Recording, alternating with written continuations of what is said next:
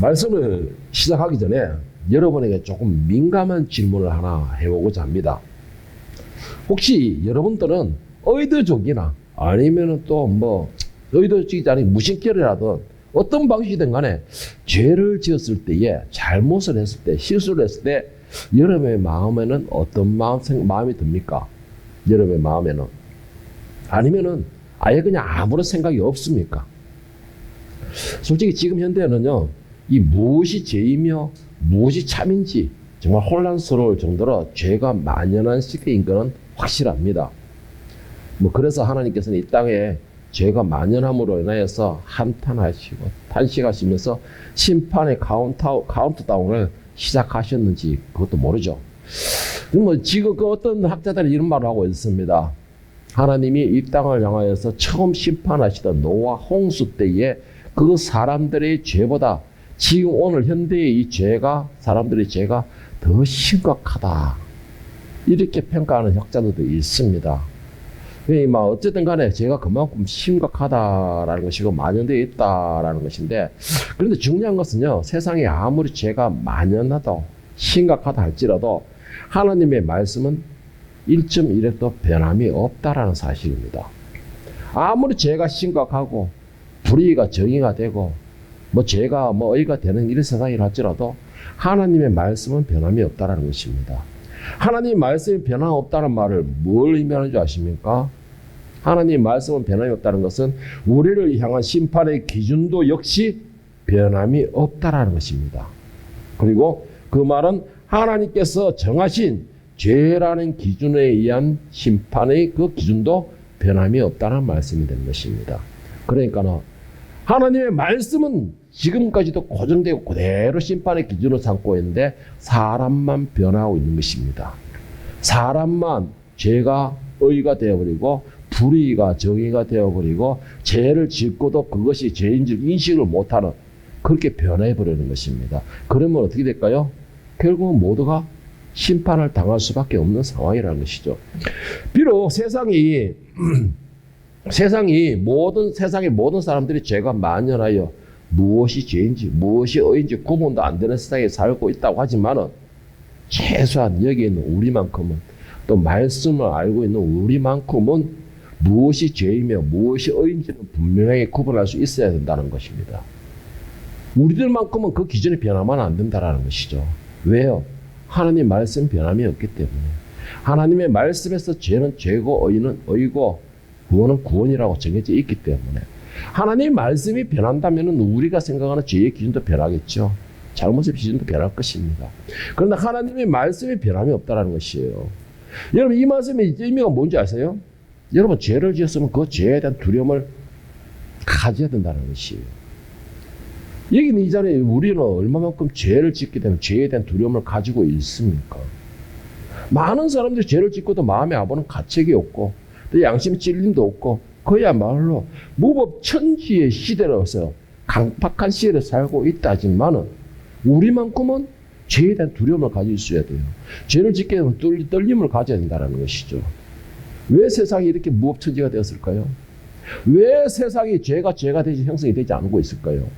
로마서 6장 16절 23절을 보면 바울 사도는 죄에 대해서 이렇게 기록하고 있습니다. 너희 자신을 종으로 내어주어 누구에게든지 순종하든지 그 순종함을 받는 자의 종이 되는 줄 너희가 알지 못하느냐.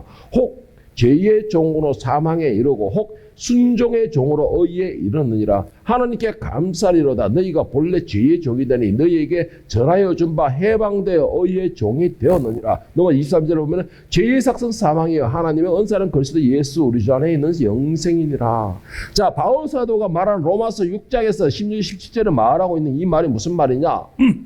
왜 이 땅에 죄가 만연한 것이냐? 그것은 바로 우리가 죄의 종이 되어 있기 때문이다라는 것입니다. 그리고 또 그 이전에 또 하는 말씀이 뭐냐면은 너희가 어디에 속해 있느냐라고 먼저 물어보는 것입니다. 여러분 죄의 종이 되어 있고 죄에 속해 되어 있으면요 죄에 대해서 무감각해지는 것입니다. 무감각해지는 것이에요. 생명의 의에 속해 있으면 죄에 대해서는 아주 민감해지는 것이에요. 예민해지는 것입니다. 자, 조금만 티끌, 흰색에, 저기 흰색이 튀고 있는데, 흰색이 조금만 아까 밥 먹으면서 뭐 국물 같으니까 막 닦고 있더라고요. 왜 그럴까요? 흰색이니까 보이는 것입니다. 보이는 것이에요. 보이는 것인데 우리의 영혼은 저렇게 흰색 가운데 좀 저래야 돼요. 그래야지만 뭔가 작은 것이 튀면 그것을 닦아내야겠다는 생각을 가지게 되는 것입니다. 그런데 우리가 왜 이렇게 됐습니까? 우리가 아니면 세상이 왜 이렇게 됐습니까? 그것은 우리의 소속이 의의 소속에서 죄의 소속으로 바뀌어버리기 때문에 그런 것이에요. 의의 종에서 죄의 종으로 바뀌었기 때문에 그렇게 된다는 것이에요. 우리도 이 자리에 앉아도 우리도 처음에는 죄의 종이었다라고 했습니다. 죄의 종이었는데 뭐라고 했어요? 너희에게 전해어 준 바 뭐예요? 복음이에요. 예수 그리스도의 복음이에요. 예수 그리스도의 십자가의 은혜를 입음으로 의의 종이 되었다라는 것입니다. 여러분들은 십자가의 은혜를 입은 사람들이 맞습니까? 십자가의 은혜의 구원을 입은 사람들이 맞습니까? 평안을 누리고 있는 사람이 많습니까? 그러면 죄가 묻을 때, 흠집이 묻었을 때는 두려워하시기를 바랍니다. 여러분들은 거기 죄에 대해서는 민감한 영을 가지고 축복합니다. 예민하기를 축복합니다. 죄를 짓고 가책이 없는 이유가 바울사도의 말에 의하면 아직까지 죄의 종원에 매여있기 때문에 그래요. 매여있기 때문에 그래요. 그래 여러분들 내가 죄의 종이 있는가 의의 종이 있는가라고 잘 생각하면 내가 잘못을 하고 실수를 하고도 내가 뭔가 두려움이나 떨림이 있느냐 없느냐 잘 생각을 해보세요. 내가 무슨 실수를 하고 잘못을 저질렀으면서 떨림이나 두려움이 없다면 그 사람은 아직까지 죄에 매여있는 신세인 것입니다. 죄에 매여있는 신세라는 것이에요. 이것이 모든 것이 당연하게 여기고 있으니까는 두려움에 떨림이 없는 것입니다. 요즘 아이들을 보면 제가 그런 느낌이 들어요. 지나가면 와 듣도 보도 못한 욕을 해요. 정말 듣도 못한 욕도 뭐예요. 근데 그걸 가만히 보면 어떨 때는 내가 열심히 가는 척하면서 들어봐요. 더 들어봐요. 열심히 가는 척하면서 더 들어보면은 얘들은 그것이 죄인지를 몰라요. 잘못인지를 몰라요. 그냥 대화예요. 대화 얘들은. 그냥 대화예요. 왜 그럴까요? 이들은 그 무리 속에 매여 있는 것입니다. 뭐예요? 악한 일을 하고 남을 괴롭히고 욕하고 남을 험담하는 그런 무리에 속해 있기 때문에 그 대화가 그냥 그들의 일상인 것입니다. 똑같은 것이에요, 여러분. 똑같은 거. 내가 어디에 속해 있습니까? 내가 누구의 종입니까? 내가 잘못을 저질렀을 때에 양심의 가책이나 두려움이 있다면 그 사람은 의에 속한 줄 믿으시기를 바랍니다. 그런데 아무런 감각이 없다? 내가 언제 그런 말 했어? 내가 언제 그런 말 했어? 그 사람은 아직까지 죄에 묶여 있는 것입니다. 그걸 간단히 평가할 수 있는 것이에요. 왜 죄가 이렇게 우리가 죄를 지으면 양심의 가책을 받고 뭔가 때가 묻은 것처럼 두려워야 되느냐? 첫째는 하나님과의 관계를 멀어지게 하는 원인이 되기 때문에 두려움이 있는 것이에요. 하나님과 관계가 멀어지게 하기 때문에 두려움이 있는 것입니다. 두 번째는 뭐예요? 그리스도의 희생을 헛되게 만드는 것이기 때문에 두려움이 있는 것이에요. 자, 이런 두려움과 이런 것을 누가 주느냐? 바로 내 안에 계시는 성령께서 주시는 것입니다. 성령께서 주시는 것이에요. 그러니까 무슨 말이에요? 의에 속해 있고 의의 종이라는 건 내 마음속에 성령이 나를 주관하고 계신다는 것이에요. 성령이 주관하게 되니까는 죄에 대해서는 예민해지는 것입니다. 왜 예민해집니까? 아까도 말했지만 하나님과 관계가 멀어지게 하는 거예요. 그리스도의 십자가의 피를 헛되게 만드는 거예요. 그러니까 예민해질 수밖에 없는 것이에요. 여러분, 내가 죄를 가지고서 어떤 마음이 드는가 하는 것은 내가 어디에 속해 있느냐, 그것을 내 스스로가 증명해내는 방법입니다. 내 스스로가 증명하는 방법이에요. 오늘 본문에는요, 혈입병 여인이 나옵니다.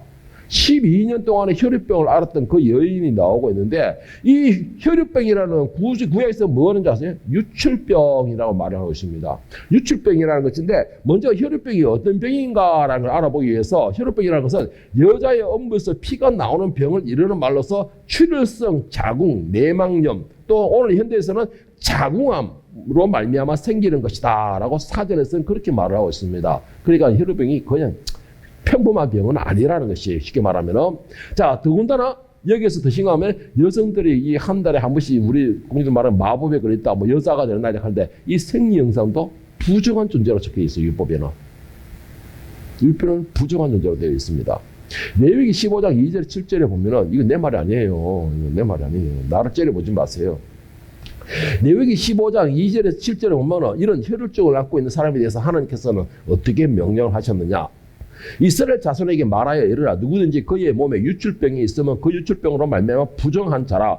그의 유출병으로 말미암아 부정함이 이러하니 곧 그의 몸에서 흘러나오든지 그의 몸에서 흘러나오는 것이 막혔든지 부정한 자. 유출병이 있는 자가 눕는 침상은 다 부정하고 그가 앉았던 자리도 다 부정하니 그의 침상에 접촉한 자는 그의 옷을 빨고 물로 몸을 씻을 것이며 저녁까지 부정하리라. 유출병이 있는 자가 앉았던 자리는 앉은 자는 그의 옷을 빨고 유출병이 있던 자가 앉았던 자리에 앉은 그도 옷을 빨고 물로 씻을 것이며 저녁까지 부정하리라. 유출병이 있는 자의 몸에 접촉하는 자는 그의 옷을 빨고 물로 몸을 씻을 것이며 저녁까지 부정하리라. 유출병이 있는 사람과 한마디 정의가 뭔지 아세요? 접촉하는 건 당연히 부족한 것이고 그 사람이 앉았던 자리에 내가 앉아도 나도 부정해진다라는 것입니다. 다 부정하다는 것이에요.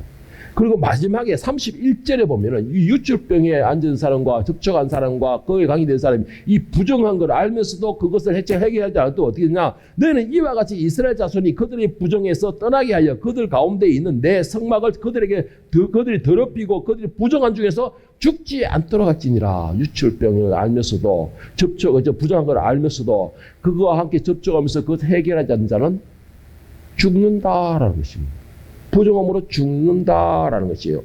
자, 그런데 구약에서 이 유출병에 대해서 율법을 이렇게 엄격하게 규정하고 있는데 오늘 본문 마가복음 5장 25절 28절로 돌아와서 다시 한번 보겠습니다. 12회를 혈루증으로 알아온 여자가 있어 많은 의사에게 많은 괴로움을 받았고 가진 것도 다 허비했을 때 아무 효용이 없고 도리어 더 중하여졌던 차에 예수의 소문을 듣고 무리 가운데 끼어 뒤로 와서 그의 옷에 손을 대니 이는 내가 그 옷에만 손을 대어도 구원을 받으리라 함이라. 자, 이 유출병을 가지던 여인이 예수님께 와가지고 손을 대어서 자기의 생각대로 했습니다. 자, 그런데 문제가 있어요. 지금 예수님은 수많은 사람들의 무리 속에서 수많은 사람들의 칭송을 받는 거룩한 분입니다. 그렇죠.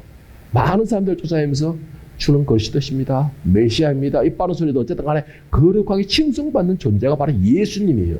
다시 말해서 예수님 뒤에는 많은 사람들이 칭송과 함께 그리스도로 또는 메시아로 경건한 분으로 쫓아다니고 있는 것이에요. 많은 사람들이. 자, 그런데 이 경건하고 거룩한 분이며 메시아라고 쫓아다니는 그 예수님께 부정한 여인이 몰래 손을 댄 것입니다. 몰래 손을 댄 것이에요.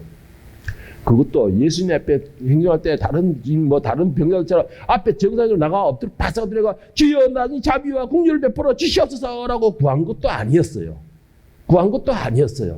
구했으면 예수님께서 그럼 가라 안 된다 그거 말을 했을 텐데 어쨌든 간에 예수님께 그렇게 구한 것도 아니고 이 혈루병 환자는 어떻게 된 거예요? 예수님 몰래 예수님 몸에 어떻게 된 거예요?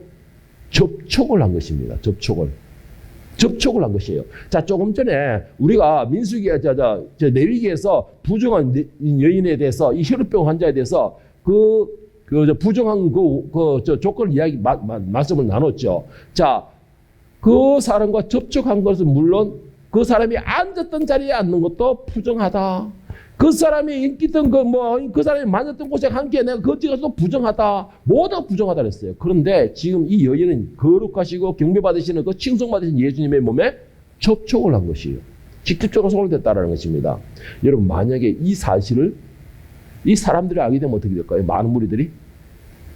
아니, 여인 주제예요. 더군다나 부정한 존재가 거룩하신 예수님을 칭송받는 예수님 몸에 직접적으로 접촉을 한 것이에요. 그런데 그 예수님께 접촉했을까요? 많은 사람들이 있었는데 그녀와 접촉한 사람이 한두 명이 아닐 거라는 것이죠. 만약에 이 사실을 알게 되면 어떻게 될까요? 이 여인의 목숨은 보장받지 못하게 되겠죠. 보장받지 못하게 됩니다. 자, 그래 이 여인이 어떻게 생각하는 겁니까? 결국은 두려워하는 것입니다. 무서운 것입니다. 자기가 생각하지 못했거든. 그런데 진짜 두려워했던 이유는 따로 있었어요. 뭔지 아세요? 자, 30절, 32절 말씀을 한번 보세요. 예수께서 그 능력이 자기에게서 나간 줄 아시고 곧 스스로 아시고 무리 가운데서 돌이켜 말씀하시되 누가 내 옷에 손을 대었느냐 하시니 제자들이 여짜오되 무리가 에워싸 미는 것을 보시며 누가 내게 손을 대었냐 물으시나이까 예수께서 이 일을 행한 여자를 보려고 둘러보시니. 자, 여자는 안 그래도 부정한 사람이라서 사람들 몸에 접촉하지도 못하고 사람들과 함께하지도 못하는 정말 두려움 가운데에서 예수님 앞에 차만 나갈 용기가 없었던 것이죠. 예수님 앞에 나갈 용기가 없었던 것입니다. 그러니까는 머리를 굴린다는 것이 뒤에 가가지고 옷자락만 손을 대보자. 그렇게 했던 것입니다. 그런데 자기도 생각지 않은 역사가 일어났던 것이에요. 그런데 또 더 큰 심각한 문제가 몸에 되는지 안 되는지도 모르고 많은 사람들이 밀치고 막 흔들리고 그런 가운데서 어떻게 알겠느냐 했는데 그 예수님께서 알아신 거예요. 예수님께서 알은 겁니다. 뭐를 알았다는 거예요? 뭐를 알았다는 거예요? 한마디로 말하면은 접촉한 것을 아는 것이 아니고 부정한 자가 손을 댔다는 것을 알았다는 것이죠. 부정한 자가 손을 댔다는 걸 알았어요. 그리고 또 더 자세히 들어가면은 무슨 말이에요? 부정한 혈루병을 아는 이 여인이 손을 대었다라는 것을 아셨다는 것이에요. 자, 보세요. 32절을 보면 예수께서 이 일 행한 여자를 보려고 둘러보시니 누군지를 알았다라는 것입니다. 예수님이 모르고서 둘러봤을까요? 찾았을까요? 예수님은 그 여인이 손을 대기도 전에 미리 아셨을 것입니다. 아셨을 것이에요. 그런데 왜 예수님께서 그냥 거기서 넘어갔을까요? 왜 넘어갔을까요? 왜 그리고 그냥 예수님이 알으셨으면 그냥 넘어가 보면 될 건데 아이고 불쌍한 영혼아 그래 그렇게라도 살아라 라고 그냥 넘어갔으면 더 은혜롭고 더 좋았을 텐데 왜 굳이 그 많은 사람에서 둘러보시고 일부러 찾았을까요? 그 여인을? 여러분 여기서 잘 생각을 해봐야 돼요. 하나님 앞에서는 그 어떤 것도 감출 수가 없습니다. 여러분 꼭 명심하시길 바랍니다. 예수님 앞에서는 아무리 작은 것이라도 진짜 손끝에서 예수님이 옷자락에 표도 안 나는 옷자락에 내가 보는 앞에서 손을 대어도 표가 안 날 정도로 그런 옷자락에 손을 대었어도 예수님은 아신다는 그 말이 무슨 말이에요? 나의 속 깊은 나만 아는 것이 아니고 예수님도 아신다는 것이에요. 결론이 그런 오는 것입니다. 예수님이 아신다는 거죠. 근데 아시고 그냥 넘어가시냐? 그런 넘어갔더니 여자가 손을 대고 치료됐을 때 그냥 갚으시죠. 아, 누가 내 몸에 손 댔구나. 아, 여인이 치료받았구나. 아, 네 그래 잘 됐다. 살아라. 편안하게 살아라. 하고 넘어가면 되지. 왜 굳이 찾았을까요? 그 여인의 죄를 드러내신 겁니다. 드러내시는 것이에요. 그 여인의 죄를 드러낸 것입니다. 여러분 이거 분명히 명심해야 될 게 있습니다. 죄를 감추고서는 예수님 앞에 갈 수가 없어요. 죄를 감추고서는 절대로 내가 깨끗한 그런 상태가 될 수가 없다는 것입니다. 그래서 예수님은 그것을 드러내신 것이에요. 드러내신 것입니다. 자, 예수님께서는 드러낸데 네가 나에게 감히 손을 대 이러지 않으셨어요. 네가 나에게 손을 대 이 부정한 존재야. 이 부정한 주제에 감히 나한테 손을 대? 네 죄를 네가 알렸다. 주리를 틀어라. 예수님 그러지 않으셨다는 것이죠. 그러지 않으셨어요. 누가 나에게 손을 대었느냐? 누가 나에게 손을 대었느냐? 자, 하나님께서 아담을 처음에 아담을 얻을 때 아담이 어디인지 몰라서 아담아 내가 어디 있느냐라고 찾으셨을까요? 아니에요. 알고 계셨어요. 알고 계셨습니다. 아담이 어디인지 알고 계셨어요. 예수님께서 그때 손자락에서 옷구리가 싹 됐을 때 이 여인인지 저 여인인지 누군지 몰라서 물었을까요? 찾았을까요? 아니에요. 아세요. 예수님 다 아시는 거예요. 보면 말씀에서는 알고 있다고 알고 있는 걸로 보이잖아요. 하나님께서 왜 아담이 어떻게 뭐를 했으며 어디에 있다는 걸 알면서 왜 아담하고 내가 불렀을까요? 그에게 기회를 주시기 위해서. 기회를 주시기 위해서요. 그런데 이 여인에게 왜 찾으셨을까요? 이 여인에게는 용기를 주시기 위해서입니다. 용기를 주시기 위해서예요. 무슨 용기입니까? 자신을 드러낼 수 있는 용기. 드러낼 수 있는 용기. 여러분, 제가 강조하고 싶은 것이 있습니다. 용기 있는 사람만이 구원을 얻게 됩니다. 꼭 명심하시기 바랍니다. 용기 있는 사람이 구원을 얻게 됩니다. 요한복음 4장에 보면 수가성 여인이 나옵니다. 이 여인은 얼마나 부끄러운지 모든 여인들이 나오는 시간에 물들러도 못 나왔어요. 그런데 이 여인이 뜨거운 한낮에 나와가지고 예수님을 만나게 됩니다. 그리고 예수님께서는 질문만 했을 뿐이에요. 그런데 이 여인은 예수님을 믿고서 자신의 부끄러움을 다 드러냈어요. 그리고는 어떻게 됐습니까? 예수님 앞에 구원을 얻게 돼요. 그 구원을 얻은 결과가 어떻게 해요? 평안을 얻게 되었습니다. 평안을 얻게 돼요. 담대함을 얻게 되었습니다. 용기를 얻게 되었어요. 예수님과 대화해서 마가복음 10장에서는 어떻게 돼요? 바디메오가 나옵니다. 바디메오는 뭐예요? 모든 사람들이 조용히 하라 위협하는 가운데서 예수님을 부르는 거예요. 예수님을 부르게 되었습니다. 많은 사람들이 위협하는 가운데 조용히 하라 위협하는 가운데서도 진짜 용기를 내서 예수님을 부르게 돼요. 그 용기를 내서 부르는 게 된 결과가 어떻게 해요? 인생에서 그의 빛을 얻게 됩니다. 빛을 얻게 돼요.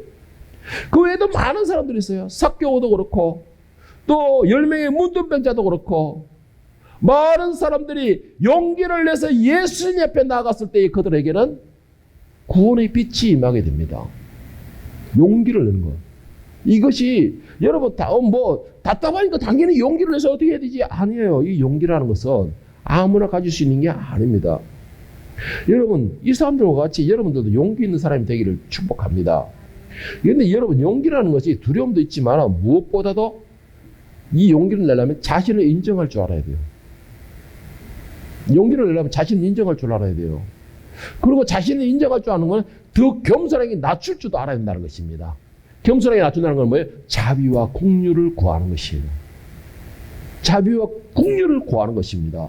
자신을 낮추고 겸손한 자세가 되어 있는 사람들이 자비와 긍휼을 구할 수가 있는 것입니다. 자비와 긍휼을 구하는 사람이 진짜 용기를 내는 사람이라는 것이죠. 오늘 이 여인은 자기는 예수님을 충분히 속일 수 있다고 생각했을 것입니다. 자기는 충분히 예수님 몰래 모든 것이 이루어질 거라고 생각했어요. 그런데 예수님께 들켜버렸습니다. 그런데 이 여인으로 하여금 좋은 방어막이 하나가 있죠. 육신적인 좋은 방어막. 뭐예요? 주변에는 어마어마한 사람들이 있다라는 것입니다. 그리고 또 한 가지가 있죠. 그 많은 사람들이 어떻게 해서든 예수님 가까이 가겠다고 서로 밀치고 어떠고 돼서 많은 사람들이 예수님 몸에 접촉했다는 것이에요. 이 여인에게는 정말 좋은 핑계가 되고 좋은 방어망이에요. 많은 사람들이. 자기의 몸은 어차피 나았습니다. 그렇죠? 그러면은 얼마든지 숨길 수도 있었어요. 도망갈 수도 있었을 거예요. 에라이 모르겠다 하고 내 걸음만 살리라고 36개 칠 수도 있었습니다. 무서우니까. 그런데 이 여인이 어떻게 되는 줄 아세요? 오늘 33장 34절 33절 34절 이 여인을 다시 한번 보겠습니다. 여자가 자기에게 이루어진 일을 알고 두려워하여 떨며 와서 그 앞에 엎드려 모든 사실을 여쭈니 예수께서 이르시되 딸아 내 믿음이 너를 구원하였으니 평안히 가라 내 병에서 놓여 건강할지어다. 여러분 제가 한번 질문해 볼까요? 33절에 보면 여자가 자기에게 이루어진 일을 알고 두려워하며 떨며 했습니다. 왜 여인이 자신에게 이루어진 일을 알고 두려워했을까요? 아니 아까 말한 것처럼 오히려 기뻐하며 막 뛰면서 춤을 추면서 막 반짝반짝 뛰면서 도망가요. 가는 게 맞지 않을까요? 왜 두려워했을까요? 이 여인은 오히려 반대로 두려워하며 떨었다 했어요. 자기가 일어나는 현상을 보고서. 자, 32절 아까 보면은 두려워했던 이유가 있었습니다. 누가 옷을 만졌는지 알아보려고 예수님이 둘러보시자 들켰다. 내 속에 깊숙이 감춰놓았던 나만 알고 있던 모든 사실이 들켰다라는 것입니다. 들켰다라는 거예요. 그러니까 여인이 두려워하게 되는 것입니다. 이 여인이 그러니까 무서워하게 되는 것이에요. 그러니까는 떨게 되는 것입니다. 살금씩. 왜? 자기를 알고 있었다는 것이죠. 자기를 알고 있었다는 거예요. 자기가 뭐예요? 자기는 죄인이 있다는 거예요. 자기는 죄인이라는 것입니다. 여러분, 저는 여기서 간절히 부탁드리겠습니다. 저도 역시 똑같아요. 늘 그런데 나에게 문제가 있거나 죄를 지었다고 했을 때 그 감추려 가지 마세요. 만약에 그걸 끝까지 감추기를 원하고 내가 하나님을 속일 수 있다고 생각하는 사람들은 이 자리에 앉아있을 필요 없어요. 왜? 헛된 시간입니다. 그 죄를 가지고는 절대로 구원에 이룰 수 없어요. 없습니다. 그렇기 때문에 저는 여러분에게 간절히 부탁드리고 싶은 게 있어요. 죄를 지었을 때는 감추려고 하지 마시고 하나님 앞에 자복하세요. 자복하세요, 제발. 회개하라는 것이에요. 예수님께서는 그것 때문에 십자가에 죽으셨어요. 사람은 누구나 연약합니다. 진짜 연약해요. 연약하다는 게 뭔지 아세요? 아니, 흰옷을 입고서 탕방에 들어가면 껌쟁이 묻는 것은 당연한 것처럼 우리의 환경이 나를 연약하게 만들 수밖에 없어요. 그거는 나만 그렇게 정당하게 만드는 것이 아니고 하나님이 누구보다 잘 아십니다. 그런데 하나님은 절대로 너 죄인이지, 너 울어야지, 너 떨어야지, 너 두려워야지 하지 않으신다는 것이에요. 절대 하나님께서는.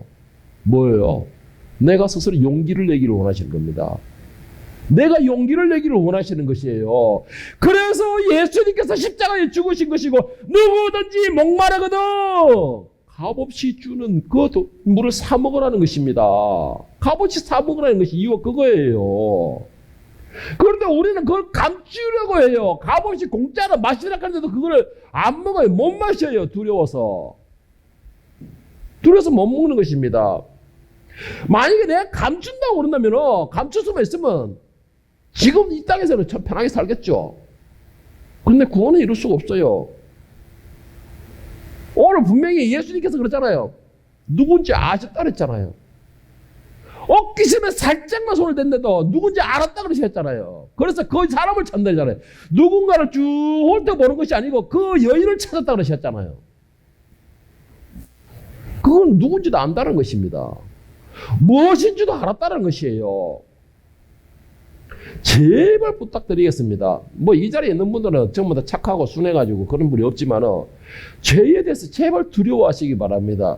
우리 믿는 사람만이라도 교회에서 예수의 이름을 부르는 사람만이라도 교회에서 말씀을 아는 사람만이라도 제발 죄에 대해서 두려움을 가지고 계시기를 바랍니다.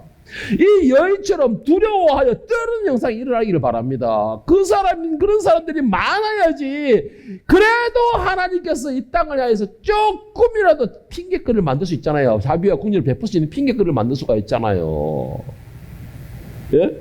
우리는 무엇을 당당하다고 죄에 대해서 더 용기를 내고 있습니까? 죄에 대해서 용감하고 있습니까? 죄에 대해서 용감하지 마세요. 죄에 대해서 용기 내지 마세요. 죄에 대해서 용기를 내고 아무리 용감하다 할지라도 그 용기와 용감함이 나를 멸망으로 이끌어내는 것이에요. 용기 있는 사람이 위로를 얻고 용기 있는 사람이 평안을 얻게 되는 것입니다. 이 여인이 용기를 내어서 이제 두려워하며 떨으면서 용기를 낸 결과가 어떤 현상이 벌어진 줄 아세요? 책망을 얻었을까요? 저주를 받았을까요? 버림을 받았을까요? 34절을 보세요. 예수께서 이르시되 딸아 너의 믿음이 너를 구원하였으니 평안히 가라. 네 병에서 너희 건강할지라. 자, 여기에서 병만 낫게 하는 것이 아니었어요. 예수님 앞에서 용기를 내니까는 어떻게 됐습니까? 용기를 내니까는 그냥 병만 치료됐다고 그랬어요? 아니에요. 네 믿음이 너를 구원하였느니라. 지금 이 순간에도 많은 사람들이 예수님을 쫓아다니고 예수님을 미쳐다니는 그 많은 사람들 가운데서도 구원받았다는 사람이 과연 몇 명이 있을까요? 구원받은 사람들이. 그런데 오늘 예수님은 몰래 죄인의 두려움에 떨림에 죄로 인해서 죄로 두려움에 떨려있던 그 여인에게 용기를 내서 주여 내가 잘못했습니다. 내가 이런 부정한 존재인데 예수님 감히 칭송받는 예수님께 메시아께 손을 대었습니다. 내가. 이 부정한 존재가 나는 죄인입니다 라고 자복하였을 때 예수께서 뭐라 했습니까? 내 믿음이 너를 구원하였느니라. 구원만 받았습니까? 뭐라 했습니까? 병에서 노임받고 평안할지어다. 할렐루야. 여러분 이게 용기 있는 자의 결과입니다. 진짜 용기 있는 사람의 결과예요. 로마서 6장에서는 뭐라 했습니까? 죄의 삭선 사망이라 했어요.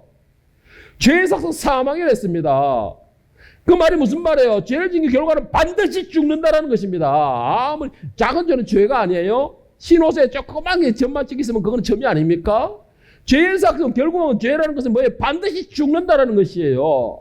그런데 우리는 무슨 배짱으로 죄를 짓거나 잘못을 하고도 그것에 대해서 두려움도 없고 자신이 죄를 용서받기 위한 노력도 슬퍼하지도 않는 것입니까?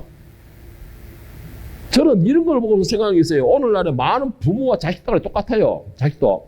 자식이 부모한테 개파져가면서도 그것이 잘못인지 모르고 있고 회개할 줄 몰라요. 부모가 자식의 마음의 상처를 뼈에 막 못을 받고도 그것이 잘못인 줄 몰라요. 바울사가 뭘 했습니까? 부모들이요, 자식을 노예케 하지 말라. 자식들에게 뭘 했습니까? 부모를 갖춰가 내 몸에 순종하라. 이것이 다 이루어져야 돼요. 가장 가까운 사이가 가장 조심해야 할 사이입니다. 그런데 이것에 대해서는 너무나 둔해요, 사람들이. 오늘 현대에 가정에 깨어지는 가장 큰 원인이 바로 이것부터 시작해요. 이것부터. 가족 간에는 서로가 잘못이나 실수에 대해서는 잘못이나 실수를 인정하지 않는 것이죠. 누가복음 5장 8절에 보면요, 예수님을 처음 만났던 베드로의 신앙 고백이 나옵니다. 시몬 베드로가 이를 보고 예수님의 무릎 아래 엎드려 이르되 주여 나를 떠나소서 나는 죄인으로소이다 하니. 그가 있으면 누가복음 18장 13절에는 세리의 기도 역시 이 베드로의 기도와 똑같은 기도가 옵니다. 세리는 멀리 서서 감히 눈을 들어 하늘을 쳐다보지도 못하고 다만 가슴을 치며 이르되 하나님이여 불쌍히 여기소서 나는 죄인으로소이다 하니라. 예수님 뭘 했습니까? 오히려 저 세리가 어이롭다 내려갔느니라. 어이롭다 내려갔느니라. 용기가 무엇이 용기입니까? 여러분, 안 되는 일을 되게 한다. 많은 적들 앞에서 나가서 싸워서 아자아자 하는 것이다. 여러분, 이거는 용기가 아니에요. 담담이지. 진짜 제가 말하고 싶은 용기는 나를 인정할 수 있는 사람. 나를 인정할 수 있는 사람. 나는 그 사람이 진짜 용기를 있는 사람이라고 생각합니다. 오늘 현대에는요, 나이가 들었든 안 들었든 진짜 용기 있는 사람이 없어요. 나를 인정할 줄 아는 사람이 없다라는 것입니다. 어떻게 해서든 감추려고 하는 것이죠. 이 혈액병 여인은 자기의 잘못을 알고서 예수님 앞에 바짝 엎드렸습니다. 그 바짝 엎드린 이유가 뭐예요? 엎드린 결과가 뭐예요? 구원을 있었어요. 오늘 예수님께서 십자가에 지신 이유는 우리의 연약함 때문에 십자가를 지셨습니다. 그렇다면 여러분들이 예수님의 십자가를 더 빛나게 하는 방법이 뭔지 아세요? 여러분의 연약함을 인정하고 그 앞에 무릎을 꿇으십시오. 그러면 예수님의 십자가는 정말 더 찬란하게 빛을 발하게 되겠습니다. 그런데 우리가 그것을 인정하지 않는다는 건 뭐예요? 내 예수님의 십자가를 헛되게 한다는 것은 나를 인정하지 않고 감추는 것이에요. 여러분, 내가 잘못을 하면서도 계속해서 예수님 십자가 피가 있는데, 그렇다고 반대로 내가 십자가 피가 있는데 나는 뭐 잘못을 해도 다 용서를 받아. 오늘 하루 내가 이렇게 하고 내일 교회 가서 회개하지. 여러분, 이런 사람도 또 있어요. 반대로. 이런 사람들은 히브리서 6장에서 뭐라고 했습니까? 뭐라 했는 줄 아십니까? 예수님을 2번 십자가에 못 박는 것이라 했습니다. 이거는 절대적으로 용서받을 수 없다고 했어요. 오히려 저주인 예상이 된다고 했습니다. 실수는 용납이 되되 고의적인 실수는 예수님을 2번 십자가에 못 박는 것이 됩니다. 그렇다면 여러분, 누구나 실수는 하지만은 누구나 용기를 내지는 못합니다. 오늘 여러분들은 그 십자가의 피를 내 자랑으로 삼기를 원한다면은 고의적인 것이 아니고 그 안에 나를 드러낼 수 있고 용기를 낼 수 있는 자가 그 십자가를 더 자랑스럽게 이기는 것이고 빛을 발하게 하는 것입니다.